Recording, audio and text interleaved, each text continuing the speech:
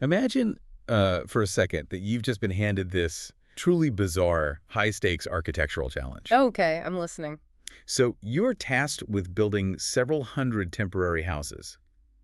But there are some incredibly strict, strange rules you have to follow, Oh, of course there are. right? First, each house can only hold exactly one person, and that person is going to be temporarily immobilized inside. Wait, immobilized? That's a very weird constraint. Yeah, it's very specific. Yeah. Second, your structures have to use the absolute minimum amount of material and labor possible. Like you are on a razor-thin budget here. So we're talking maximum efficiency. Exactly. Mm, Third, despite that tiny budget, they need to have the strongest possible structural integrity and, maximize the interior volume. right. Oh, and just to top it all off, the final product has to look beautiful. I mean, that is a brutally specific puzzle. You're essentially trying to find the absolute peak of structural efficiency and aesthetic perfection simultaneously, all without, like, wasting a single ounce of building material. Yep. And this isn't just some random brain teaser I made up. This is actually the exact thought experiment that opens today's deep dive into this fascinating piece of source material. It's a text titled The Wisdom of D's. Yeah, and what starts out reading like a quirky architectural puzzle is going to slowly transform into this 300-year-old mathematical It mystery. really does. And from there, it takes a massive pivot. It plunges us straight into a highly debated philosophical argument about, evolution, instinct, and intelligent design. Because the author uses this structural puzzle as a sort of Trojan horse for some very bold conclusions about the origins of life. Exactly. And our goal today isn't to take a side, right? We are going to explore the text rhetoric to see how someone builds an argument that starts with a simple geometry question and scales all the way up to a sweeping theological claim. Which is just a fascinating exercise, regardless of where you might stand on the author's ultimate conclusions. Oh, absolutely. So, okay, let's unpack this. To really grasp the author's argument, we have to try to solve that architectural challenge first. We need to build what is essentially a highly efficient futuristic pod hotel for humans and figure out the perfect geometric shapes for those individual rooms. Right, the shape elimination game. Yeah. So reading through the text, my initial instinct was to just make them tubes, like a giant stacked grid of pipes. It seems like the easiest shape to extrude, right? The cylinder approach, that usually comes to mind first. But the source text firmly rejects cylinders, and the reasoning comes down to the physical dimensions of the immobilized occupant. The human body. Right. The author points out that human bodies are not uniform columns. Your legs, your waist, your shoulders, they are all completely different widths. Oh, true. So if you seal a person inside a perfectly uniform cylinder that is wide enough to accommodate their shoulders, you inevitably end up with a large amount of empty air around their legs. Which violates our rule about minimizing materials. If I'm building a larger shell than I need, I'm wasting resources on that extra space. Exactly. And furthermore, there's an even bigger structural problem when you try to stack cylinders together. If you look at a stack of round pipes, they only touch at a single, extremely thin tangent line along their sides. Oh yeah, they don't lock together. Because of that tiny contact area, efficient wall sharing is geometrically impossible. You're left with these triangular gaps of empty space between every single pipe. Which is basically dead space. Right. And to fix that, you either have to fill those gaps with massive amounts of mortar, which wastes material, or you leave them empty, which totally compromises the structural integrity of the entire grid. Okay, that makes perfect sense. Cylinders waste interior space for the occupant, and they waste exterior space when you stack them. So my next thought is to go with cubes. Interconnected square rooms. Yeah, interconnected squares, because that instantly solves the shared wall problem. They sit completely flush against each other like a checkerboard, which gives you that massive structural strength. The structural strength is definitely there, but the author dismisses cubes and squares because of the four corners. Again, a human body isn't a rigid square. Right, we're relatively round. Exactly. If you put a relatively cylindrical human inside a cube, the deep space in the four corners is entirely dead space. Wasted volume means wasted materials. Oh, true. Plus, the text notes a more subjective point. Aesthetically, a massive, brutalist grid of perfectly uniform cubes just lacks natural beauty. Right, and we do want efficiency and beauty. Okay, so if cubes give us the shared walls but waste the corners, maybe we need something with more sides. Like what? Well, what if we use adjoining octahedrons, like 8-sided rooms? We could round out those corners a bit more to better fit the human body, cutting down on that dead space. It's a good thought, But pushing the shape to 8 sides introduces a new variable that violates our constraints. Yes, labor complexity. The text points out that the more sides a structure has, the more difficult it becomes to build. Adjoining octahedrons require significantly more time, more precise joints, and far more labor-intensive construction to piece together seamlessly. Yeah, that sounds like a nightmare to build. I assume that also completely rules out irregular shapes then. We can't just custom fit every single room to the specific person. Oh, the author dismisses irregular shapes immediately. Yeah, that makes sense. They're entirely inefficient for mass-producing materials, incredibly time-consuming, and aesthetically, a random jumble of mismatched pods would just look chaotic. Okay, so we are rapidly running out of shapes. Cylinders can't share walls, cubes waste the corners, and octahedrons or irregular shapes require way too much labor. Which brings us to the source text's ultimate answer to the puzzle. The most reasonable, ideal structure. Exactly. The one that maximizes volume, minimizes materials, shares walls perfectly, and possesses incredible strength. It's the bee's honeycomb, a massive grid of hexagonal columns. The hexagon is essentially the ultimate mathematical compromise. It shares flat walls flawlessly like a cube, giving it immense structural stability without requiring filler material. But by adding those 2 extra sides, it trims off the deep, wasteful corners of a square. Creating a shape that much more closely hugs a rounded occupant. Precisely. But the text notes that the genius doesn't stop at those 6 walls. Yeah, a part of the author's argument that really threw me was the floor of the honeycomb. You would naturally assume the bottom of the cell is just flat, but it's actually entirely contoured. This is a remarkable detail the text highlights to really push the argument further. Remember the rule about fitting the immobilized occupant perfectly? Right, the bee larva. Yeah. A bee larva, much like our hypothetical human, isn't a perfect cylinder. Its lower section tapers and is a different size than its middle section. Okay. So to accommodate this tapering body perfectly without wasting any microscopic amount of space, the bottom of the hexagonal cell is not a flat plane. It is composed of 3 congruent rhombuses. When I read congruent rhombuses in the text, I really had to pause and visualize it. It basically means 3 completely identical diamond shapes, joined together at the center to form a sort of shallow, faceted cup at the bottom of the tube. And that shallow cup design is where this deep dive takes a sharp turn from an architectural puzzle into a full-blown mathematical mystery. Yes. Let's get into this. The author brings in a historical investigation from the year 1712 to illustrate just how complex this floor really is. This historical detour in the source text is so fascinating. Picture this. It's 1712, and an astronomer from the Paris Observatory named G.F. Maraldi is observing honeycombs. Not a biologist, an astronomer. Right. He's an astronomer who spends his life measuring the incredibly precise angles of stars and planetary orbits. And he turns those same high-powered, precise optical instruments onto the tiny rhombuses at the bottom of the honeycomb to measure their exact angles. And what Maraldi found was shockingly consistent. Oh, it's wild. Through his microscopic measurements, he concluded that every single one of these identical diamond shapes had an obtuse angle, the wider open angle of exactly 109.28 degrees. Okay. And the acute angle, the sharper, narrower point, was exactly 70.32 degrees. 109.28 and 70.32. That level of decimal point specificity in nature is just mind-blowing. But the story takes another turn. Right. It doesn't stop there. A French scientist later sees Maraldi's measurements and flat-out refuses to believe those numbers are just a biological coincidence. He suspects there is a functional reason for those exact angles. So he takes the basic geometric problem to a Swiss mathematician. And the framing of this interaction is crucial. The scientist poses it as a purely theoretical calculus problem. He doesn't even mention bees or honeycombs or nature at all. He keeps it totally abstract. Exactly. He just asks the mathematician, what is the most economical way, mathematically speaking, to construct a hexagonal column with a bottom consisting of 3 identical rhombuses? So he is literally asking the mathematician to solve our pod hotel puzzle from the very beginning of the show. Yeah. But using advanced calculus to find the absolute, indisputable mathematical peak of material efficiency. Yeah. And the mathematician runs the complex theoretical proofs to find the exact minimum surface area required for that specific volume. He comes back with the theoretical ideal. To use the absolute least possible material, the obtuse angle of those rhombuses must be precisely 109.28 degrees, and the acute angle must be precisely 70.32 degrees. Wow. The mathematician's theoretical numbers perfectly match the astronomer's physical measurements of the actual honeycomb. Down to the decimal. The bees just naturally build at 109.28 and 70.32 degrees.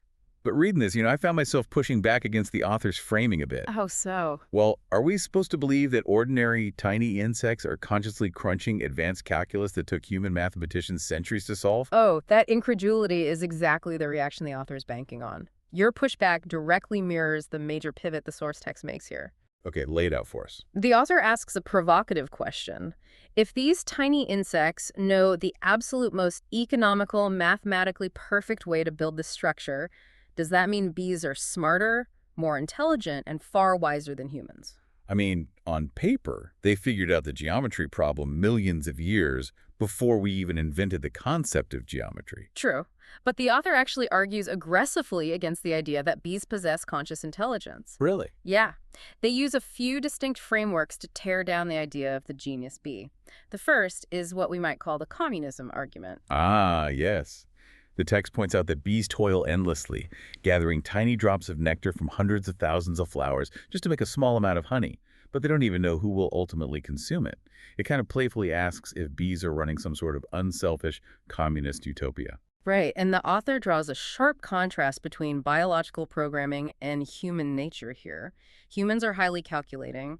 We are often inherently selfish, deeply reluctant to share what we view as our property, and constantly trying to acquire more for our own personal benefit. Yeah, humans are definitely not naturally wired for an unselfish utopia. Exactly. Bees, conversely, are routinely exploited by humans who easily steal their honey.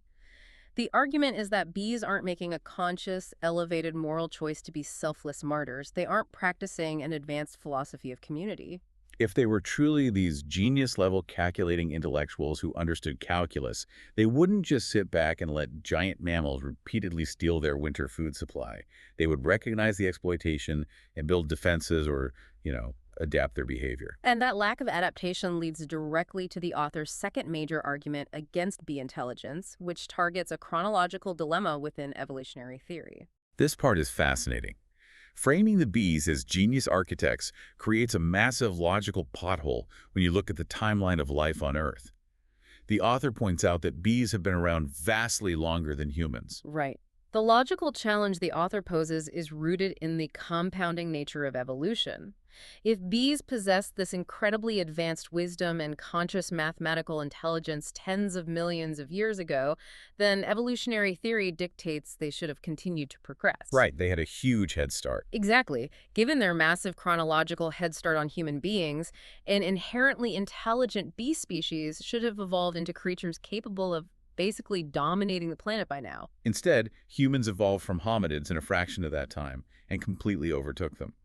If the bees started out with an innate understanding of advanced calculus, why are they still just building the exact same wax combs while humans are building skyscrapers and spaceships? It's a very sharp rhetorical device used to dismantle the idea of conscious, evolving animal intelligence. And to seal this point, the author brings in a surprisingly heavy hitter. Charles Darwin. The founder of the theory of evolution himself. Bringing Darwin into this argument is a masterful move by the author. The text highlights a quote attributed to Darwin where he is openly marveling at the honeycomb. Darwin essentially admits that natural selection is powerless to fully explain such a perfect, flawless structure. Yeah, that quote is a big deal. He notes that the honeycomb completely conforms to the theory of maximum economy in both labor and beeswax. He literally calls the structure absolutely perfect. And the author wields Darwin's own stated awe very intentionally here, by showing that even the originator of evolutionary theory struggled to explain how incremental, trial-and-error natural selection could produce a geometry so precise it requires advanced calculus to verify. The author clears the board for their own ultimate conclusion. Exactly. The author has systematically eliminated the alternatives. They establish that bees aren't doing conscious math, they aren't evolutionary super geniuses that just plateaued. And even Darwin reportedly conceded that the slow, clumsy process of natural selection struggles to explain how they learned to build this mathematically flawless 109.28 degree structure. Which leaves the reader staring into a massive void. If the honeycomb's perfection doesn't stem from a human-like conscious intelligence, and it cannot be explained by the gradual generational process of natural selection, where does this text claim this capability originates? The text states there is only one remaining explanation for their wisdom: instinct. But, and this is key, the way the author defines the concept of instinct is the linchpin of their entire philosophical argument. We have to look closely at what they actually mean by that word. Right. The author defines instinct very rigidly as a complex capability possessed entirely from the moment of birth. It's not something learned from older deeds. It's not a skill acquired through trial and error over a lifespan. It is hardwired. Exactly. The architectural blueprint is hardwired into their biology from the moment they emerge. And this is where the text makes its major theological leap. The author takes this rigid definition of instinct, a mathematically perfect capability present entirely on day one, and uses it as a weapon against the concept of evolution itself. Because if a capability is perfect right out of the gate, it completely contradicts the core mechanic of evolution, which relies on slow, gradual development. Yes. The author argues that possessing such an advanced, mathematically flawless capability from the very beginning proves that complex traits do not develop slowly over millions of years of random mutation. Okay, so what's their alternative? Instead, they posit that this inborn capability proves everything has been exactly as it is, fully formed and perfect since the beginning of time. Wow. The logic here is that if the bee already has the final mathematically perfect blueprint hardwired into its brain on day one, there was never any trial and error.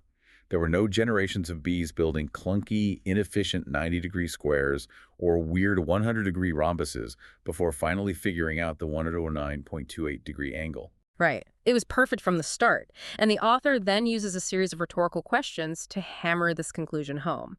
They ask the reader directly, doesn't this fully formed inborn capability prove that things are not developed through an evolutionary crawl, but are instead deliberately created? Doesn't a mathematically perfect design inherently prove the existence of a designer? Exactly. Which brings us to the absolute climax of the source material. The author concludes that those highly specific angles, the 109.28 degrees and the 70.32 degrees measured at the bottom of the honeycomb, were actually calculated and designed by a greatest creator. Okay. The text argues that this creator performed the complex calculus to find the absolute peak of material efficiency, and then coded that specific blueprint directly into the biological instinct of the bees. What's fascinating here is how the author uses a geometric proof to argue for intelligent design. It is an incredibly ambitious rhetorical staircase. Oh, absolutely. The author takes a physical, observable fact of nature, the specific angles of a wax rhombus, and methodically builds an argument to support a sweeping religious conclusion. Yeah. They close their argument by asking, do we still want to deny the existence of the greatest creator? As a piece of persuasive writing, it forces the reader to grapple with a genuine mystery of nature, steering them toward intelligent design as the only logical remaining answer once everything else is eliminated. It is a massive leap in logic, though. The author literally jumps from an astronomer measuring wax angles in 1712 to entirely discarding the theory of evolution in favor of divine architecture. It's quite the jump. But as a piece of rhetoric, it's a fascinating escalation to witness, regardless of how you personally feel about that final theological conclusion. It shows how a single, microscopic geometric anomaly can be weaponized in a massive philosophical debate. It's basically a masterclass in argumentation. You establish a verifiable mystery, eliminate the obvious competing explanations, and position your own conclusion as the unavoidable truth. It challenges the reader to either accept the conclusion or find a better way to explain the math. Well, it really has been an incredible journey unpacking this source material with you today. We started by imagining a theoretical pod hotel, debating the material efficiency of cylinders versus cubes just to house immobilized people. And then we traveled to the Paris Observatory to look through the lens of a 17th century astronomer. We verified the calculus of a Swiss mathematician. We explored the admitted doubts of Charles Darwin. And we ended up right in the center of a profound philosophical debate over intelligent design versus natural selection. It really highlights how looking deeply at even the most common, everyday things around us, like a tiny honeybee can, open up the biggest existential questions imaginable. Truly. And if I can leave you with one final provocative thought to ponder, one that builds on what we've unpacked from this text I'd like today. to. The author's central premise is that nature is entirely capable of programming flawless, advanced mathematical logic into the hardwired biological instinct of a tiny insect, all without that insect ever consciously understanding the math it is executing. If we accept that premise, is it possible that much of what we humans consider to be our own highly conscious reasoning or logic or our intellect is actually just a significantly more complex biological instinct that we simply don't fully understand yet? Oh, wow. Are we really doing the math of our own free will? Or are we, like the bees, just blindly following the angles we were biologically programmed to build? That's going to keep me up tonight. Mhm. Are we the conscious architect, or are we just the bees building the pod hotel without realizing it? Thank you so much for joining us on this deep dive. We hope this exploration keeps you questioning the hidden structures and the absolute wonders around you, from the biggest philosophical debates down to the exact angles of a honeycomb.